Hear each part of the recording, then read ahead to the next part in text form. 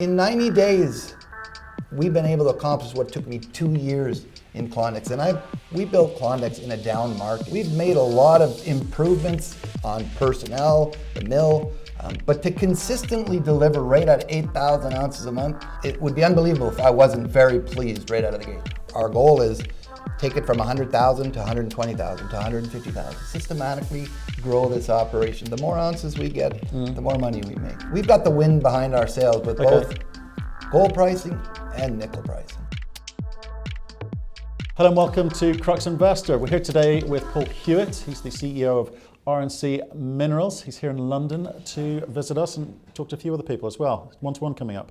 How are you? Yeah, thanks, Matt. I'm great, actually. I just got out of Zurich. We were there in Switzerland, so happy to be here in London and visiting with you. It's a great city, so happy to be here. Yeah, it's nice cold snap outside.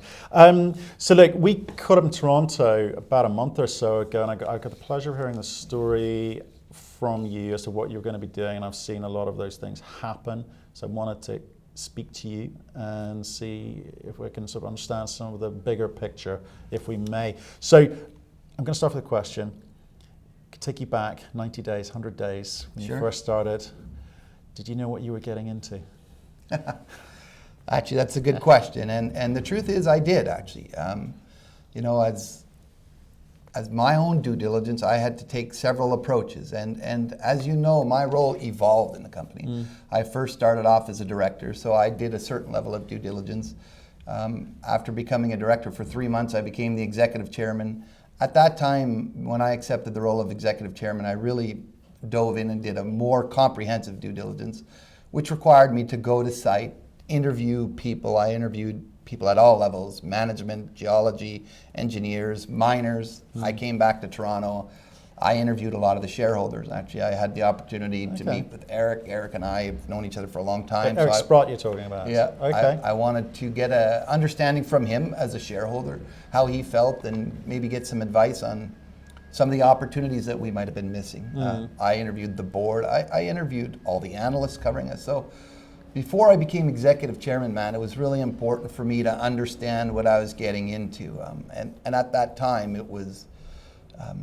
I had really identified that our biggest gap, or risk actually, really was not having a mill. We can't control our own destiny without it. Okay, so what were you hoping to discover, and what did you discover? Before we get into the mill, because I think it's a big topic in its own right. I mean, what did you learn from the people you spoke to about the operations, the business? And because don't forget, you've segued from, a nickel and gold business to a gold business. So what were your learnings from those conversations? Well, look, it was very obvious, time and time again, from everyone I spoke to, that RNC lacked a strategy and vision. Okay. There was a lot of confusion. We talk about institutional shareholders, why won't they come in? And let's face it, institutional shareholders really have a script. They have funds that might be devoted or dedicated to maybe basic metals or base metals, precious metals, opportunity funds.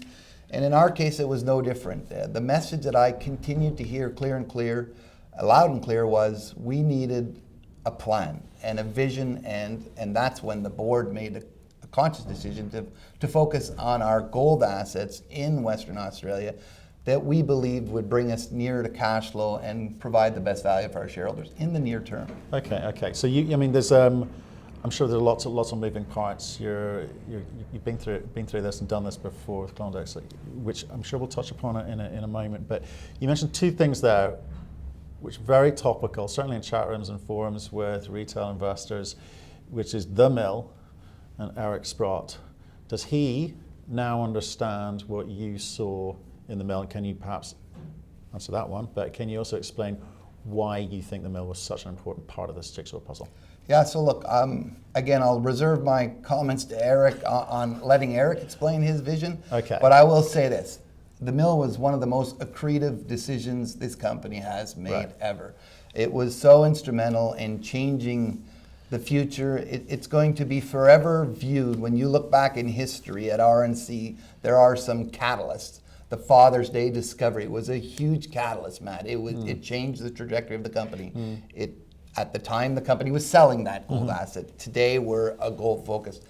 when you look back in history, you will see from this time going forward, we will be attracting different shareholders, institutional shareholders, who've longed to come into this story. And that is because of the constant delivery that we're having from that mill. Right, so tell people more about the mill, because what is it that you bought? We know it cost $50 million. Perhaps break that down for people. Tell us what it's capable of delivering today. And I think a lot of people are keen to understand if this could be some sort of ramp up or bolt-on type to increase throughput. And let me just back up first, Sure. Matt, because we didn't just get a mill in this deal. And that's a big misconception out there for a lot of people. We've been doing a lot of marketing lately. And the one message that is unclear to people and that we're trying to clarify is we were very fortunate to get much more than a mill. For $50 million, we got a mill that is a modern mill, by the way. That mill was built 10 years ago. It was approximately $100 million to build it 10 years ago. It's in extremely good condition. It's a 1.4 million ton per year, 4,000 tons a day. This is in really pristine condition. We made some minor upgrades, we spent some capital. But we also got the Higginsville assets, which are very key to our success and for our shareholders. When I talk about how accretive this is, just as a board, here's how we dissected it. We looked at the $50 million and we applied half of it, 50%, $25 million towards the mill. Let's agree the mill was $100 million to build 10 years ago. It would take us at least 3 years to build that, Matt, and likely another 100 to reproduce it. So that's 25 cents on the dollar, 25 million for a $100 million mill. And remember, in the background, we're now putting fundamentals behind our share price. We are really, really starting to strengthen the value of that share price. Secondly, the other 25 million, we applied it towards the 1.9 million ounces. And I just want to clarify, those 1.9 million ounces were all three categories, measured, indicated, and inferred. Right. They were total resource. But in this case, we also got 367,000 ounces of 2P reserve. Now that's a historical resource and reserve. We're going to do an update on it. We're going to repeat the work. We have no reason to believe that this work is high risk or it wasn't done well. It was done by a reputable company. West Gold are good operators, good miners. They know their stuff. We haven't seen or identified any huge red flags in it. We are going to repeat it because it's a historical resource and reserve. But take that to another step. Now, as a board, when we're making the decision for this, 25 million for the mill, 25 million for the ounces, just think of the cost per ounce. That's $13 an ounce Australian. You got 1.9 million ounces at $25 million. It was costing me in Nevada $38 to $45 US, US for every ounce I discovered with a drill bit. We just acquired 1.9 million ounces. All we got to do is increase confidence in those 1.9 million ounces. That's a game changer now. We didn't just get a mill, we got the Higginsville complex, which was the mill, the 1.9 million ounces, which is inclusive of that Baloo open pit, which is a high grade, over 2 gram open pit we're mining. On top of that, we got some other things that are important to us. We got a stockpile of 100,000 tons. We got some equipment warehouse of about $5 million. So there's a lot of other things that were included in that $50 million. So we'll talk about the money around that later, because there's a section I want to talk about which is around the finances. But if I look at that mill, you said it throughput is about 4,000 tons per day, right? How do you increase that? Should you want to? Is it possible? Is it easy? Is it costly? How long does something like that take? Just broadly. Okay, yeah, and look, that's a fair question. Just broadly. Remember, 100 days in this company, right? I 100 days in this role. it. So I'm not even asking people to be patient. I'm just saying, look at everything we have done. But we are already in that 100 days. I've been here a little over 100 days now. All the things that we've done. On top of that, we've initiated an engineering study to look at increasing throughput into the mill. Okay. But we've also looked at other stuff. Yeah. Look, technology has come so far in the last decade on ore sorters. It would be a shame if we didn't evaluate and explore that. If we put an ore sorter potentially at Beta Hunt where we can scalp off 20% of the tons, freeing up that capacity in the mill, increasing the grade, thereby increasing our total ounces. Okay. This is an ounce game for us, right? we have to get the most amount of ounces through that mill. And that's going to be very important to us going forward. Absolutely. And okay, I appreciate that's a forward-looking statement I'm asking for, but you can't quite do that, and that's fair enough. But maybe we'll come back onto potential and growth towards the end of the interview. So you raised $18 million recently. Okay, it's a lot of money. What were the plans for that? Why did you do it? Why did you feel you needed $18 million in the company now? Yeah, so that financing was very important for several factors. We needed a plan and a vision going forward. Our goal is always going to be to put about 24 months in front of that mill. Putting that requires money. It requires some waste development at Beta Hunt. It requires some drilling at Higginsville. At each operation, it's a different requirement, but together, having 24 months of feed in front of that mill is going to be critical. But there were other reasons. Look, we recognized right out of the gate that this company lacked institutional shareholders. This gave an opportunity for us to attract different shareholders and institutional shareholders who we know are going to be in here for a lot longer period. They came in at that level. 5 new institutions came in that weren't shareholders, right? 5 new institutions. I don't know how many times, even in my due diligence, that I had heard, look, there's no institutions in this. You've got to get some support. I hear it all the time. It's something that we made a conscious decision on to focus, and it's something that we believe we need to continue to focus on going forward. Okay, and have you been having lots of conversations with institutions? Actually, that's another good question. Look, in the last 45 days, we were actually counting the meetings we've had. We've had approximately 72 meetings between New York, Toronto, Zurich, London. We've been marketing all over, actually, and specifically targeting new institutional shareholders, bankers, analysts. We're really hitting a big network of people that we know, that our new VP of Corporate Development, Oliver Turner, knows. It's important for us to get more exposure as well. Right, okay, but so back to the question, what are you doing with that 18 million? When you say the institutions need to see a good balance sheet, I suspect, and room, what are you going to do with that money? If you could break it down by just headlines. Yeah, so look, at Beta Hunt specifically, it's going to be to finish the 2P reserve. We're putting it out this year, right? That's the company's first. That's the first step. Reserve, so, and then we've got to put in waste development. You're going to see us apply some of the funds for waste development. We have to look at some of the equipment. We have some of the equipment that's outdated, some of the equipment has over 25,000 hours on it. Look, major component changeouts are common at 10,000 hours. Frames don't normally last 20,000 hours. We've got an aging fleet. If we're going to be seen as serious operators and consistent operators and be able to deliver time and time again, we need the right fleet. Some of that money will be used for the fleet. Some of the money will be used for drilling at Higginsville. That money will be properly put to use for our shareholders. Okay. Is that money spent? Is it allocated, or are you having reserving some flow? I know you're producing cash now, which is great. But is that 18 gone in your mind? Have you spent it already, or is there? No, absolutely how do you break not. That look, look. If you just look at our best report card, Q3 results, Matt, we just we increased our balance sheet for the first time. We had $24.8 million on our balance sheet. Truth be told, if we'd have known we would have discovered a lot more coarse gold, we might have raised less money. That's the truth. We couldn't predict that. Timing, right? Always. We will never get faulted for having too much money on our balance sheet. We're not going to waste that money. That we've got to produce a budget. It's got to get approved by the board. So that money is far from gone. That money will last us a long time. Okay. So you're producing cash, you're producing gold. Saw the results this morning, came out, the October numbers. You happy with those? Yeah, actually, look, how can anybody not be happy or excited about a consistent delivery? Yeah. We're delivering right around 8,000 ounces a month, right out of gate here. This is a company that 4 months ago didn't even have a mill, right out of the gate. I've had 11 mills report to me in the last 20 years. All of them take a startup period. They take an integration and optimization time. We've been able to consistently deliver 8,000 ounces while putting in people, buying the right things, making improvements to the mill.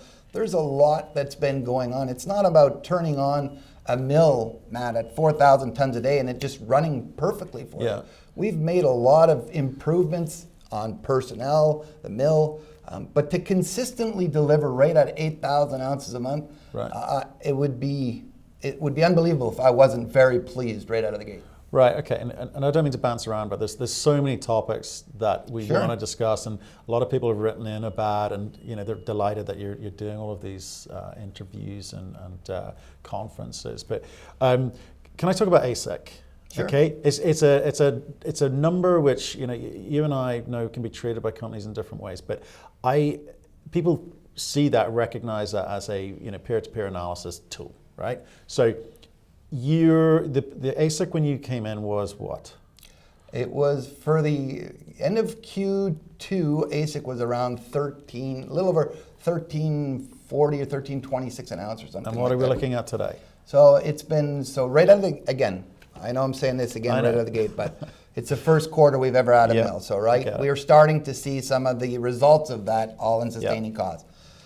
So from Q2 to Q3, we saw about 11% reduction, or about 146, close to $150 a ton. Right. Or an ounce, sorry. $150 per ounce. Yep. This is the first quarter we're optimizing things. We're taking a lot of efforts at reducing that AISC still beyond there. We're certainly not satisfied at this. We put out some guidance. Well, that's what I'm getting onto, right? Because you've also talked previously about cost cutting, okay? And you've highlighted the areas, been very clear, with personnel, operations, obviously, with the mill. I think you've reduced the cost of tolling contribution there, and obviously G&A, just generally, right?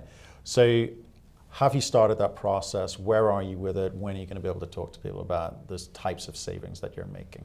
So the best way to talk to people is actually our report card. Look at our numbers. And again, I'll refer back to what we did in Q3. First quarter of consistent production, already 146 approximately dollars per ounce. Going forward, as I said, we're not satisfied. There are some specific target areas that we're focusing on. Internally, we've got our own target of how do we get to below $1,000 an ounce? Right. That should be something that we should be That's targeting. your magic number, $1,000. We believe that you we want can get there. to get to. That's our own internal target, Okay. and there's absolutely no reason why we can't get to that.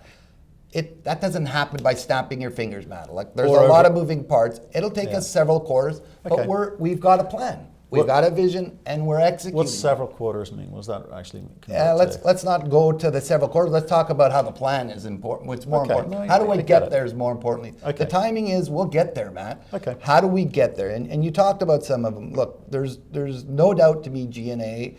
There's room for improvement there. Look, before when we were just marketing specimens, those things cost a lot of money to tour all over the world. Yeah, those things have been to every place in the planet. They are very expensive. You have to have added security to store them, added insurance. That they're not cheap to do those. I get there's a change of mentality here. You're saying, right, we're cutting costs wherever we can. You've got some great people on board. Graham Sloan, great guy, worth talking about what he's doing there.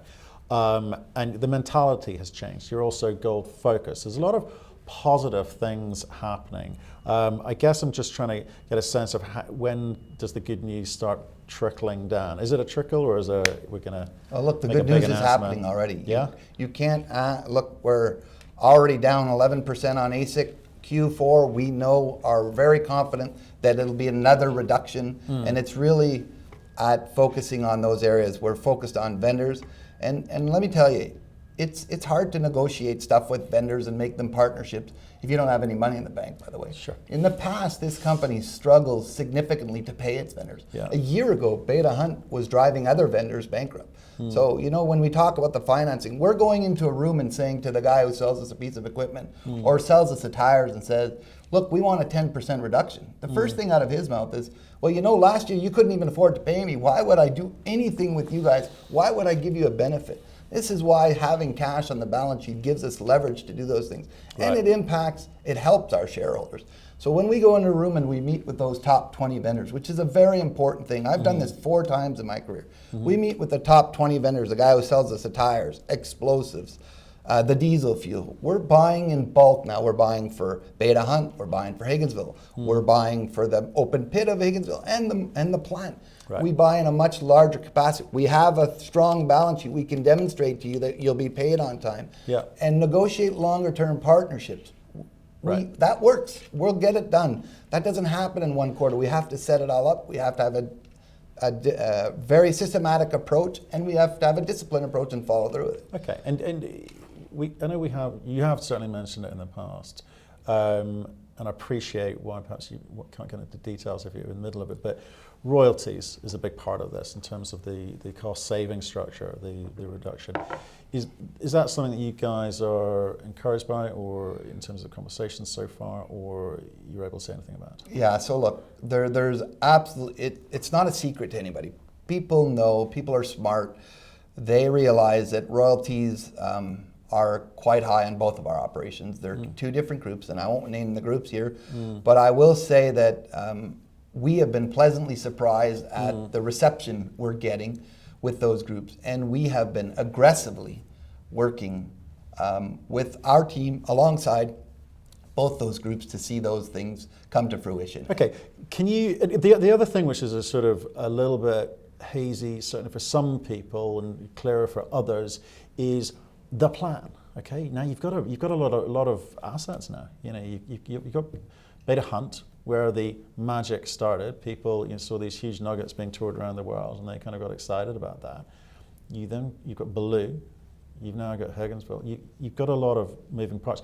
What's the idea here for you? How do you go about planning what you tackle first, where you spend the time, where you spend the money, the operations focus? What's in your mind? So once again, it's about our strategy and our vision. First, I'll just talk about Dumont. Okay. We believe Dumont is a great asset still. We're not going to fire sell it.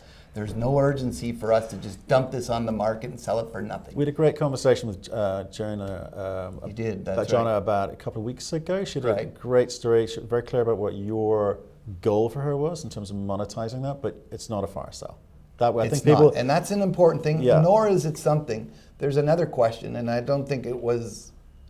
When watching the video, I didn't get a full appreciation of our vision on whether we're going to build it. I think there's a perception out there, and actually, I don't think I know because I'm getting asked this question. I've had 72 meetings in the last 40 days. People are asking me this question. Right. Are you, Mr. Huet, going to raise the money to build that capital on Dumont?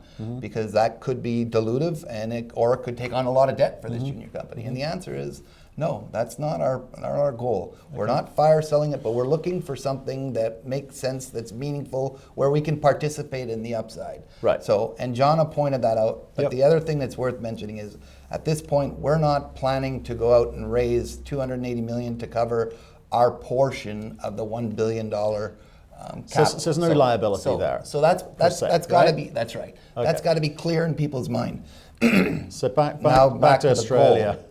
So Beta Hunt, real simple. We need to get out a 2P reserve. Right. Company's never had a 2P reserve ever. Why is that important to you? Why do you think that's important to the market? It's important to anybody to develop a mine plan. Any economics we have all stem from the resource, then the reserve.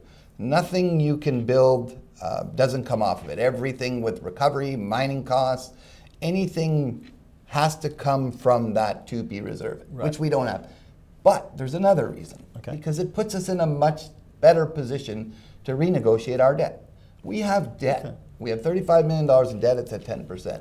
So how does that work? What do you mean? Why is it a better conversation? Once you have a 2P reserve and sustainable, consistent mine plan, which what we have, we can now meet with debt holders and say, look, rather than you putting that entire risk on the collateral of the mill, which is what was done, you can now see that we're actually generating 7,500 to 8,000 ounces per month. Consistently. We have 2P reserves. We have two 2P reserves. We'll have one at Higginsville. We'll have another one at Beta Hunt. Right. So we'll have a 5-year plan or something around that, so that we can demonstrate a forecast that lenders will then go, all right, look, there's a different credit rating for these guys. Because there's and some it puts us in a different bucket, category. Right, understood. There's a number there. Perfect. So that's Beta Hunt, 2P reserve.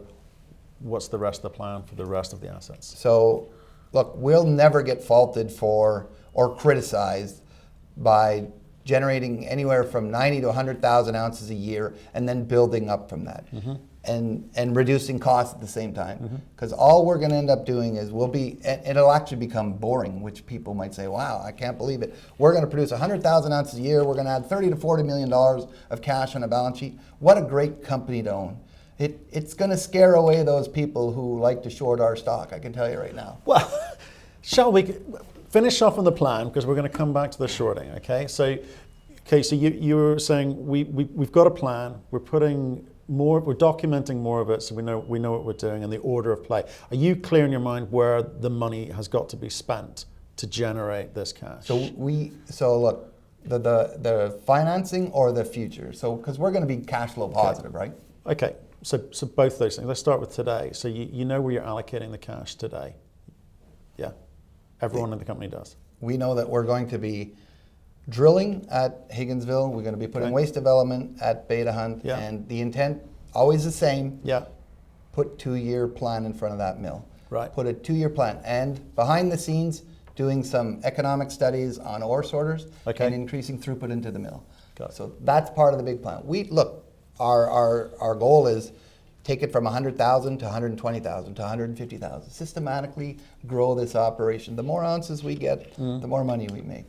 And the one thing I don't want to repeat in my career, I look at my life at Klondike. I did 6 years at Klondike. I did 4 acquisitions. 3 of them were stellar acquisitions. And I made one that I believe stretched me too much. I think that was something that I don't want to repeat here. We don't want to do deals for the sake of doing deals. Right. We want to make sure that we have a disciplined approach and we have a strategy on anything we decide to do here. Okay. You're generating cash, no M&A plan, no more dilution that you know of or aware of coming down the line. Is that what you're saying? That's absolutely correct. Beautiful. Okay. Now, you mentioned shorting.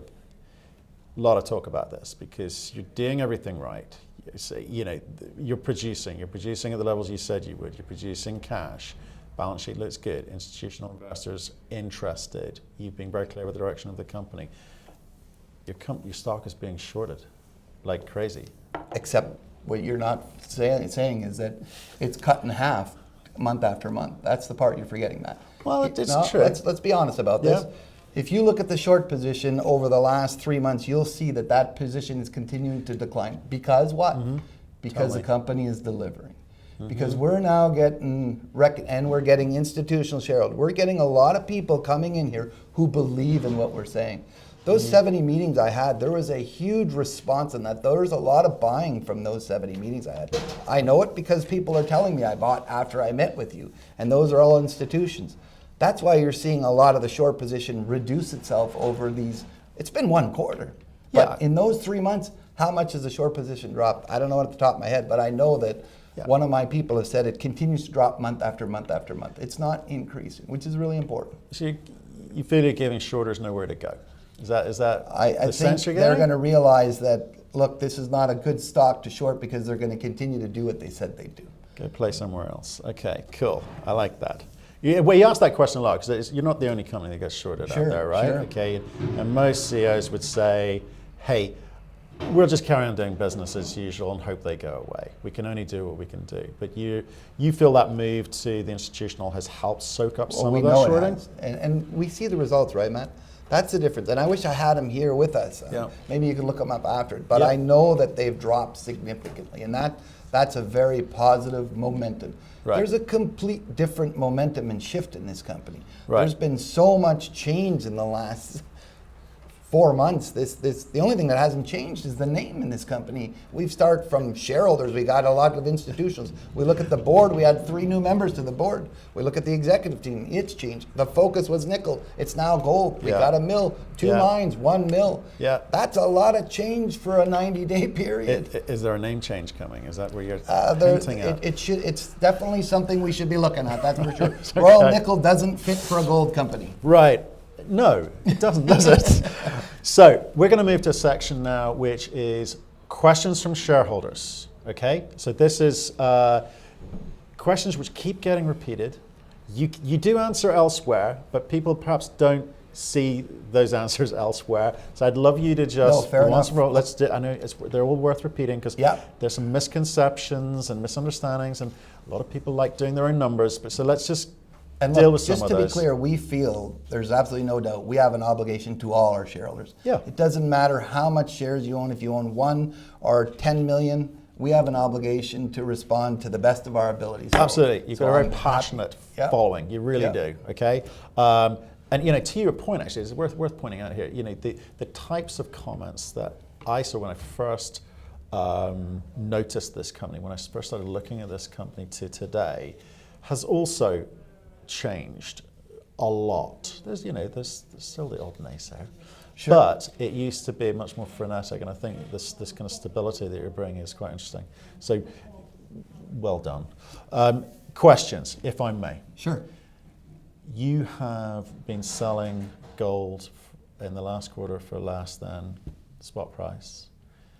I suspect it's hedging. Can you explain what you've been doing and why it's sold for less? When I just think of the fundamentals here, between Q2 and Q3, I believe gold has shot up for the first time in 10 years, in a decade, almost $300 an ounce. It's been a phenomenal move for all of us in the gold sectors. We were faced with a very important decision before we bought the Higginsville complex. We were faced with a decision to take on $25 million in debt, plus the $10 million revolver, Yeah. or to add extra dilution and dilute our shareholders. We believed wholeheartedly that we could afford that debt. So we took on the $25 million long-term and the $10 million debt so that we could prevent additional dilution. In order for us to do that, the people we take on debt, they force our hand to say you have to hedge a certain amount of gold, which you can protect. They have to protect their investments. But look, at that time, that was the price of gold. So the hedging, it was done in a specific period of time when gold shot up. What you have to not lose sight of is why we did it. We did it so that we could acquire that piece of debt to prevent more dilution to our shareholders. We were thinking of our shareholders the entire time. And look, there's 17,000 ounces. 80% of our exposure, Matt, this is an important part. 80% of our exposure is still open to whatever market prices are. So we'll continue to deliver into those hedges. Okay. And they'll work themselves out. Approximately 80% is wide open. So just say that number again. How much It's hedging about is left? 17,000 ounces total. Approximately 80% of our monthly production is sold at open markets. Okay. So that's a carryover from our decision to not do all equity. And I firmly believe that was the right decision. We needed to take on a certain amount of debt. We're looking at ways to repay that debt, restructure the debt. There's lots of things we can do here now. So it was the right decision for our shareholders. Understood. Best deal at the time. Made sense for lots of reasons, as explained. Okay. Well, yeah, and look, how do you think our shareholders would have reacted if we had said, Dilution, look, let's just, instead of taking on the debt and putting in the hedges, which we needed, we'll do another 25 million or 35 million in dilution. Look, we didn't think that was the responsible thing to do. There's a bunch of questions around the coarse gold. Nuggets, specimens, whatever you want to call them, okay? Sure. People are wondering why you can't just throw that into the mill and it gets processed and added to this month's numbers, okay? So that's one part.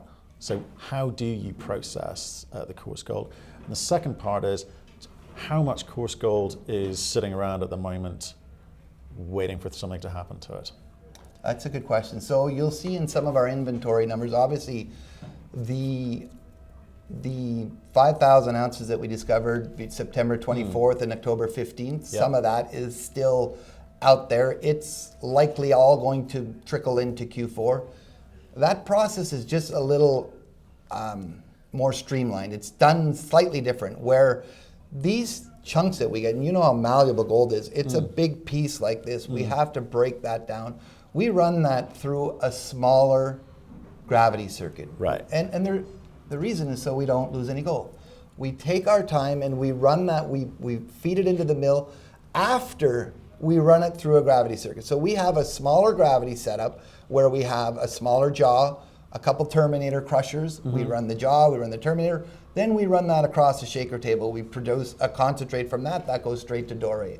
The underflow from that then goes into the mill. So it's an added step, but it's a step to prevent us from losing some gold. If we were to throw a chunk of gold that big into a jaw crusher or a cone, that thing would just slap around and it would be this big malleable thing. Right. And we would risk potentially losing some gold, right, which we're not prepared to do. We worked so hard to get it out of the ground. Yeah. We owe it to our shareholders to get the most out of that, and we're seeing high recoveries on that gravity gold itself, right? Okay, so there's a process. So mill's set up one way to handle the kind of 3 gram per ton. The regular throughput. The bigger stuff needs a slightly different process, which eventually feeds back into the system. Okay, that's 100%. And it just takes time. Is what you're saying. It just takes time. But you're not sitting around.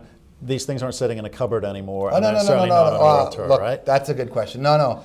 Well, actually, I get asked that a lot. Actually, well, are you hoarding them so that you can sell them at a premium? And look, history has taught us that while we're getting some premiums, the 30 to 40% premium, time value of money, it's in our best interest to monetize these things. Look, I've said this so many times, we're not in the business of collecting rocks. We're in the business of pouring doré gold bars. Okay, so how many coarse rocks or specimens, nuggets are sitting around in terms of ounces at the moment?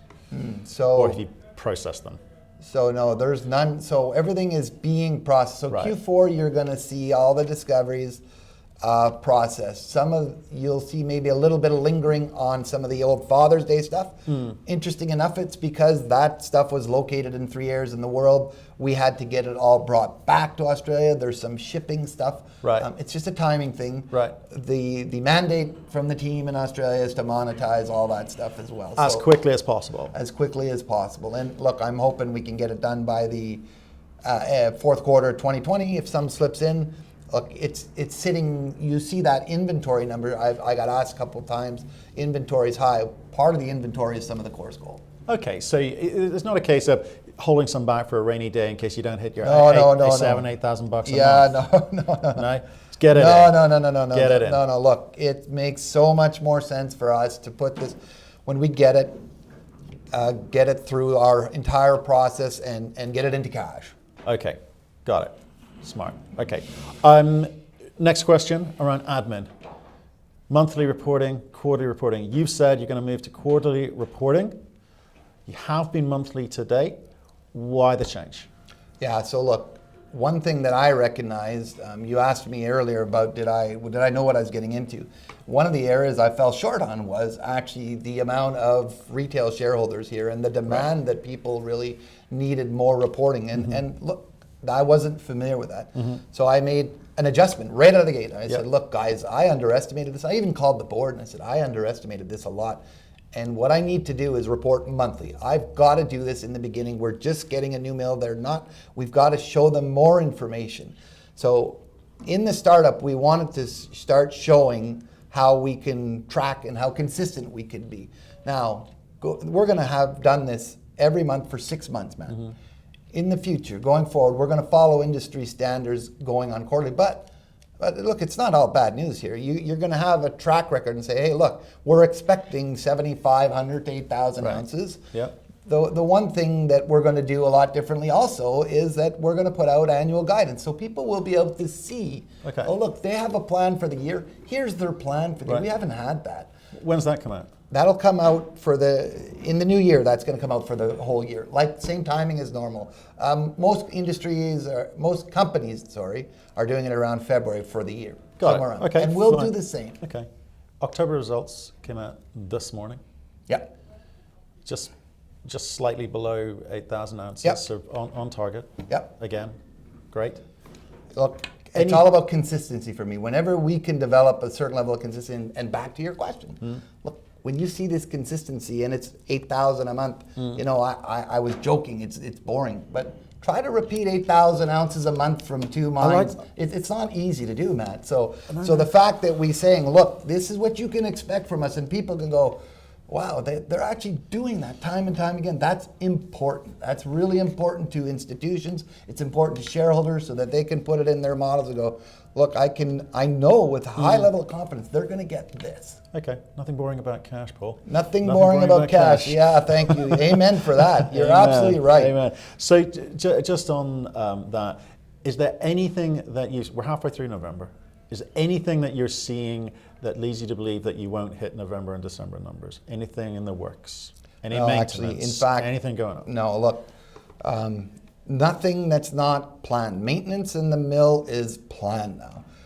When we inherited the mill, we know that this mill didn't get enough love. We know that. And it is what it is, but going forward, we're going to put the right amount of maintenance days into that plant to make sure that it has the right down days so that we can make sure our mill lasts longer. Okay. It's like a car. People say, do you need to do the oil change? Well, it depends. Do you want your car to last or not? Our mill is a $100 million mill.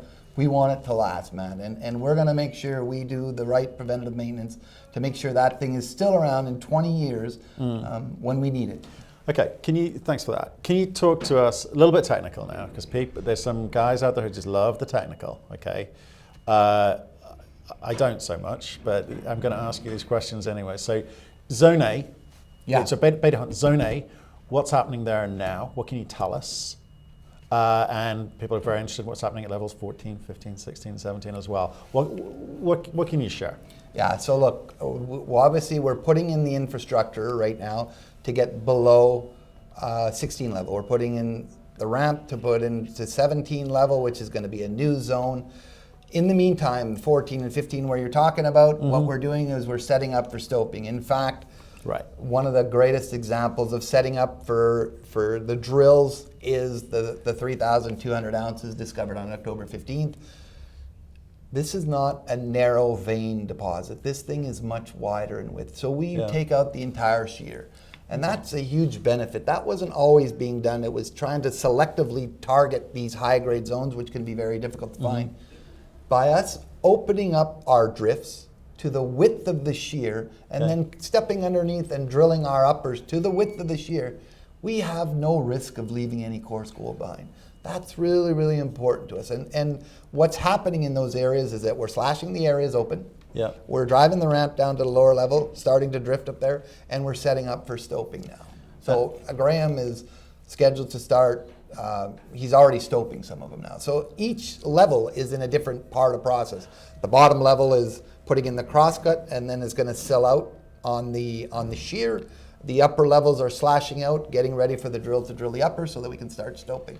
But again, to prevent any loss of high-grade specimen. Those specimens are found within that shear. You can try to tunnel and try to mine that narrow. Nevada's the best example. I mined in Nevada 1 meter wide. We were mining with so narrow in Nevada. We were surgically removing the rock in Nevada. In this case here, we're mining some stopes are 3 meters, 5 meters, some are even wider than that. You want to take it all to prevent any of that coarse gold from being in the wall. Like when we slashed, we took 1 meter off the wall, 3 feet off the wall, 3,200 ounces.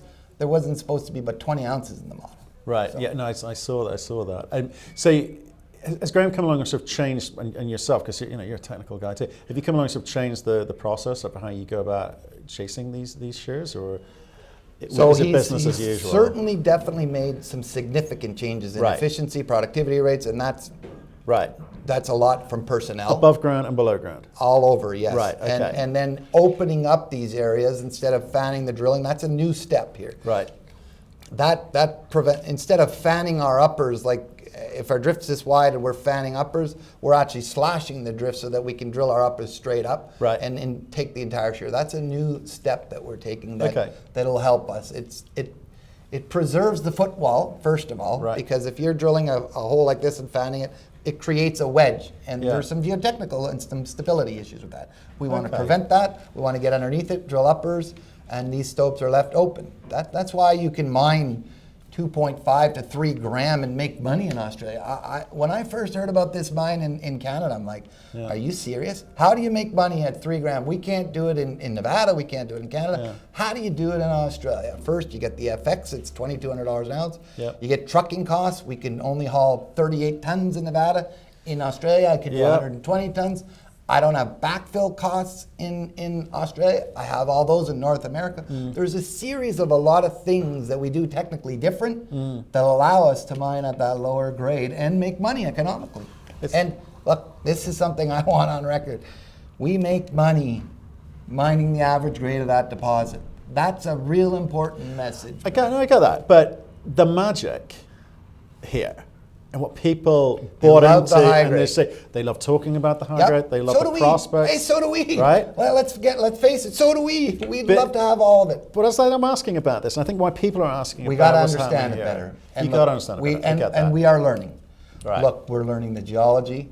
The best thing I can use is my own experiences. This is not the first time I've encountered high grade like this in my life. Yeah. I've encountered it in Timmins, Ontario, in Red Lake, Ontario, in Nevada. Yeah.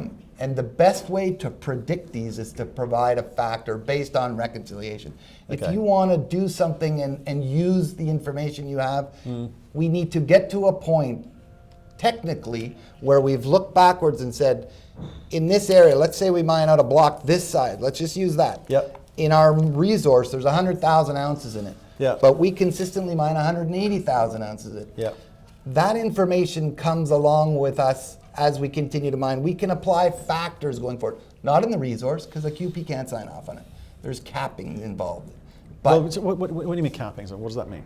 so in a 43101 document, a Yeah. QP's got to sign off on it. Yeah. And we have to provide capping. So on that A zone area that you talk about, any area that's greater than 60 gram is capped. Right. We have drill holes that are 1,400 gram.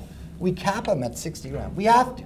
So our Right. resource, when you look at our resource, and we put out a great resource at Beta Hunt, we're putting out a 2P reserve. You have to understand that that is capped. All those drill holes, all those those interceptions at Right. 30,000, they're capped at 60 grams. They have to be. We have an Okay. obligation to cap them. But now, predictability is what's going to be key for us. Right. How do we get better at this? How do we understand this better? And we can do anything with our own internal plans. Right. Internally, we can have something separate from the resource model that's our internal mine plan. Right. And we can put guidance out on that. I've done it my whole life. This is what I'm saying, but I can't Okay. do it in 90 days, and nobody in the world can do it in 90 days. But we'll get there. We'll get there. Just take the disciplined approach. So more of the same for this quarter. Yep. Understand what you've got, and then you'll be able to start telling people a little bit about that. We're as you going to build be that able to picture. understand it better, and we're going to be able to communicate that, just like I did at Fire Creek, Okay. just like I did in Timmins, Ontario, Right. like I did in Red Lake. The same process. Okay, well, we hope you keep delivering the magic of a few course. Yeah, so do we. Look, gold. there's While nothing you're- better than adding that injection of that coarse gold, Yeah. or some of the nickel, man. You know. Well, let's talk about that. Someone mentioned to me, and I think it was from an old interview, that there's a whole bunch of core sitting in a shed somewhere, which when people were chasing down the nickel.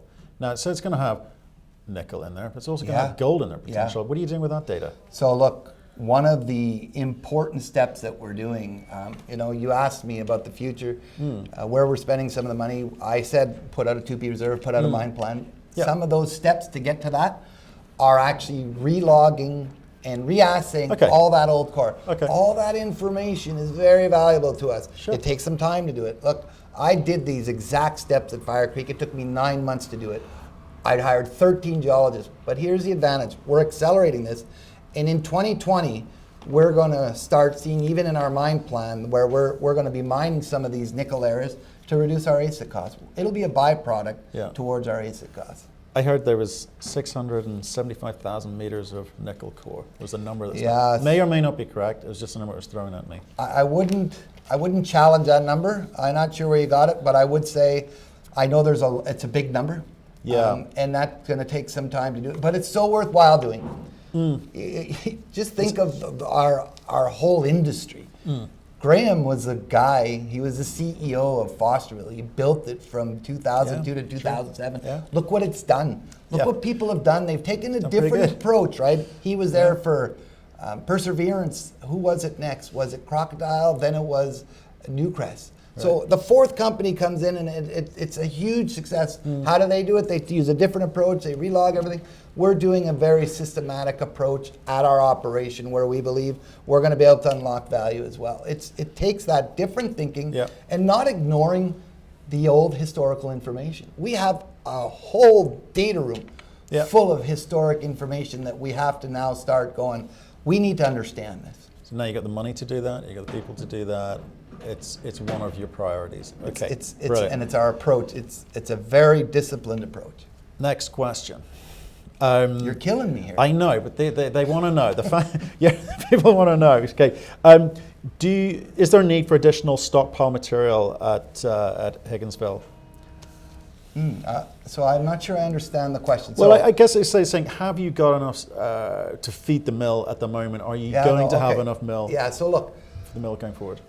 right now we're feeding the mill, you know, if you average it out, it's 3,500 tons a day, but that's really based on 30 days a month, which we don't operate, right? Yep. So there's absolutely no need to mine additional stockpile because, remember about 20 minutes ago I said to you, we got not only the mill at Higginsville, but we got 1.9 million ounces, and then we got 100,000 ton stockpile. Yep. We have 100,000 ton stockpile. So we are actually feeding the mill from 3 sources. Beta Hunt Underground, Higginsville, Baloo today, and we have this 100,000 ton stockpile that we can trickle in at any given time. And one of the biggest advantages we have technically is that we can commingle this. We can blend all of it. The metallurgy is so good that we can blend all these ores Which you're together, doing at the moment. which we do today. Brilliant, okay. No So- batching. No okay. batching. I think that answers that question.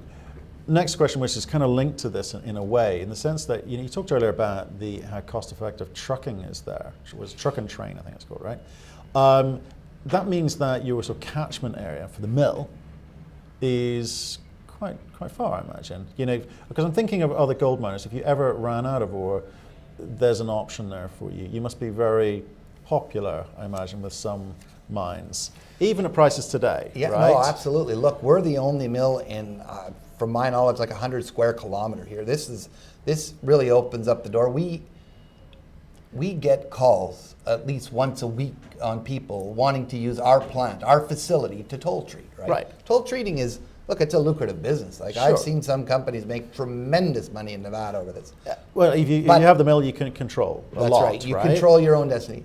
But in our case, look, our plan is not to go out and find a feed to toll mill other people's ore. You have to clean out your mill, and it is a lucrative business. Our best answer for our shareholders is to increase the throughput of the mill, put in ore sorters, but then use it out of all the ounces we have. You know, the resources at Beta Hunt are 1.1 million. The total resources measured, indicated, inferred at Higginsville are 1.9. You got 3 million ounces that we got to pull from here. So it's in our best interest to use do that your own and stuff. increase, right? So what's the payback then for the mill? If you're allocating the 25 million number there, what's that look like? Yeah, let's use easy math here, all right? Okay. Just basic math, not even recoveries, 1 unit. Yep. We were paying $45 a ton. Yep. We're now paying $29 a ton. $16 a ton delta. We do 1.4 million tons a year. Yep. All right, 1.4 million times $16 a ton. It's about a 1.1 year payback. This mill gets itself paid off so quickly. It's unbelievable. It's so creative. That's using 50% of it. Yeah. But you can't ignore the 1.9 million ounces. You have to say there's. But even if it's worth something. even if it's 2.2 years, that's great. It is unbelievably accretive for our deal. It takes so much risk off the table. Look what has happened to other companies when gold brought up. Why not give the best example you can with our own Higginsville plant? Yeah. We were treating someone else's ore. That mill, before we took it over, was treating another company's ore. As soon as we took it over, we had to cancel that toll treating. That has now since shut down. The whole operation is shut down. We were at the same risk. Yeah. Think about that. Everyone else, when gold shot up $300 an ounce and we're picking up the phone and we say, we need your mill, they're like, well, you know what? I got more feed now. Oh, I got other alternatives, Mr. Hewitt. Yeah. No, I get that. We are put in a very awkward position for our shareholders. No, I get that. Okay, here's the next one. Still on the mill. Next question. And we talked about it a little bit. Already? Did I tell you that already? Okay. Yeah. But we're gonna march on. We're marching on here. We're nearly finished, but I think these are good questions. They keep coming up, so I want you to deal with them. Okay. So the mill capacity, 4,000 tons a day. Sure.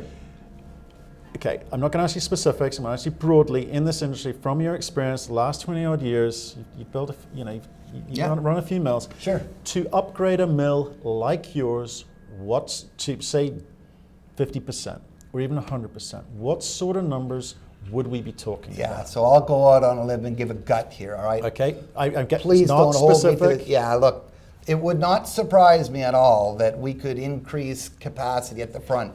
It's really the bottleneck's at the front of our mill. Okay. Not necessarily at the back. Meaning So where everything comes in. crushing. So Right, okay. fine ore bins, crushing, and get that front end sorted out and increase that. It actually, again, it makes a lot of sense to look at ore sorters. Ore sorters you can pick up for $2.5 million, Yep. and that has the same impact. So there's one option. So an ore sorter can create the same amount of value Right. and payback much quicker. And tell people what it's doing. So an ore sorter, you put an ore sorter at the location, at Beta Hunt. Yep. You run all your feed, all of it, through that ore sorter. Yep. It can remove up to 20, 30% of the tons that are uneconomic. Right. And then here's what happens. Yeah. You're shipping 80% less rock, $7 a ton. You're processing less rock, $29 a Right. ton. I freed up that extra space So- to put in higher grade material. Got it. So those ore sorters, they're $2.5 million. You can get ore sorters. The front end of the mill to make some changes, $3 to $5 million. Graham might curse me on this because I don't have the details of it. Right. But look, I've done It's this a couple experience. times in Yeah. my life. Yeah.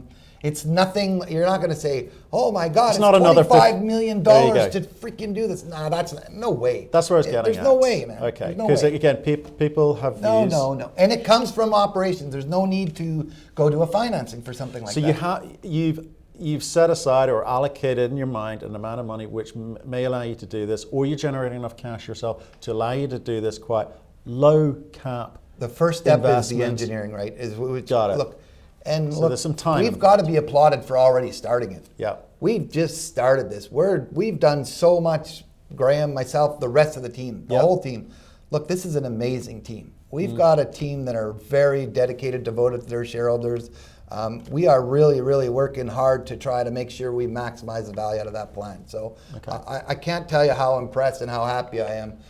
In 90 days, we've been able to accomplish what took me 2 years in Klondike's. And we built Klondike's in a down market here. So we've got the wind behind our sails with Okay. both gold pricing and nickel pricing. Penultimate one, nickel. Are you giving nickel in Australia any credit to, in terms of the valuation of the company? Will you be able to monetize that in any way going forward, or is nickel just a past consideration? Yeah, no. So the nickel in Western Australia is certainly, it's a very low-hanging fruit for us. I know that we continually talk about the specimens in the coarse gold. Don't underestimate the value that this nickel could play in our future. We're early stages here. Okay. We've made so much progress in so little time. We got to get a bit of credit for that, but we're not forgetting, or we haven't forgotten, the value that nickel as a byproduct can do for us and our shareholders, reducing our AISC. So it is certainly without doubt. We have the infrastructure in place. Right. The infrastructure is sitting there. We've got the ramp, everything. We have great contracts with BHP who are desperate to get this nickel. It doesn't impact our gold circuit. We Right. could bring, our mines, all our fixed costs are covered. We might bring in 5 to 10 people, mine areas of nickel, generate, anytime we get one lot of 3,000 tons, we can ship that directly to a smelter. That's a great way to reduce our all-in sustaining costs, and certainly something we're not going to be avoiding in the near future. Okay, great. That's interesting, because again, it hasn't been talked about much, but nickel, EV, that whole thematic is so popular. And it's high grade. Look, And when you're it's- talking north of 2.5%, 3% nickel, Right. people want this nickel. It's very high grade nickel. Okay, last question. I've left this one till last, because I couldn't believe it. So according to several people, there's $25 million on the balance sheet, which is being attributed to Coarse gold, which is being held back. I think I know your answer. Yeah, What is your answer? So we're not holding back anything, but there are some ounces in stockpiles. There Sure. are some ounces on run amok. There are some ounces in inventory in the mill. All those have to be taken into account. There Right. are some in coarse gold. They're not being held back. $25 million. No, that's not true. It's not true. Thank you. It's no. Look, but there's several categories, right? That stockpile that we have, 100,000 tons. We're always going to have a stockpile Yeah. at the end of the month. Yeah. We have to account for that because Yeah. you're paying the mining costs. You can't just exclude it. You're like, and then the inventory in the plant. The plant's always going to have a certain amount of gold inside the plant. And all that accounts for the inventory number. Some of the coarse gold, actually there are some carryover from some of the Father's Day coarse gold that we're trying to monetize. We are certainly not hoarding it or we're not trying to play the market and try to get a favorable gold price or something like that. Right, so you said you're not holding anything back, you're processing it as quickly as your current system will allow you to. So it's nothing deliberate being held back, it's just, of course, the process will at different points have coarse gold in it as it's processed. That's right. Okay, Paul. Okay, Matt. You're free now. Yeah, Thank you very much for answering all these questions. I answered 12 more questions than you told me I would have to answer. Quite right. We're going to surprise you. While you're here in London, take advantage of you. Thanks very much for watching. We hope you enjoyed that. And if you did, please click the button in the corner of the screen to subscribe to our YouTube channel. You can also catch us on our website, cruxinvestor.com, and Cruxcast, our podcast series. Plus, most days you can catch us on LinkedIn and Twitter. We'd love getting your feedback, so please keep that coming, and we'll speak to you again soon.